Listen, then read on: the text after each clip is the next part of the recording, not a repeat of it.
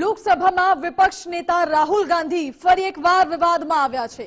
એક અખબારમાં રાહુલ ગાંધીએ લખેલા લેખના કારણે રાજવી પરિવારોમાં રોષ જોવા મળી રહ્યો છે। રાહુલ ગાંધીએ તેમના લેખમાં વર્તમાન કારોબાર અને બજારની સ્થિતિ પર પોતાના વિચારો રજૂ કર્યા હતા, જેના કારણે આ વિવાદ ઊભો થયો।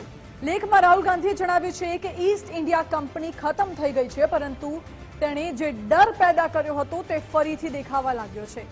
રાહુલે કહ્યું કે ઈસ્ટ ઇન્ડિયા કંપનીએ ભારતના રાજા મહારાજાઓને ધમકાવીને અને લાંચ આપીને ભારત પર શાસન કર્યું હતું।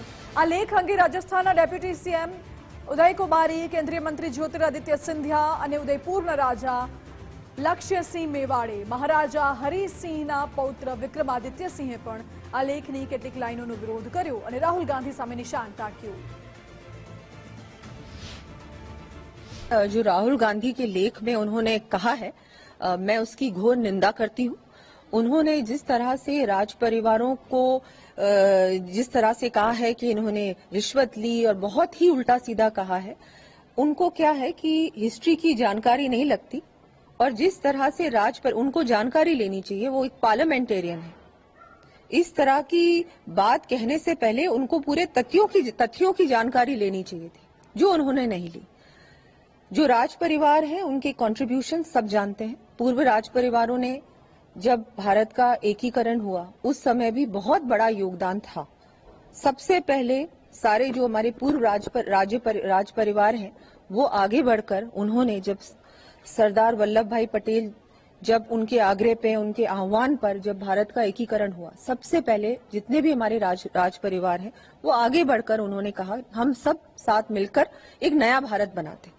ये सारी बातें मुझे लगता है राहुल गांधी को या तो जानकारी नहीं है या वो जानबूझकर छवि धूमिल करना चाहते हैं राज परिवारों की। मैं कहना चाहता हूँ कि शायद वो या तो हमारे इतिहास के बारे में अनजान है या वो जबरदस्ती से गलत प्रचार कर रहे हैं।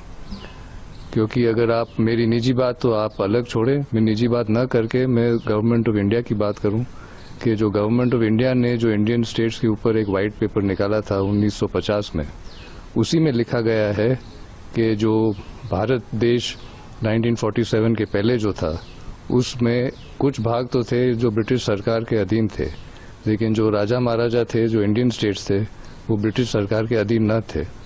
तो यह एक महत्वपूर्ण अंतर है। इसमें यह भी लिखा गया है कि जब भारत देश की एकीकरण हुआ था तब ये जो भी राजा महाराजा थे, नवाब थे, उन्होंने बहुत सी नकद और बहुत सा इंफ्रास्ट्रक्चर भी अपने स्वेच्छा से भारत देश को दिया था। तो यह जो स्टेटमेंट उन्होंने किया है राहुल गांधी जी ने, ये हमारे भारत देश के और हमारे जो देशभक्त हैं उनको उनकी एक तरह से तौहीन ही है।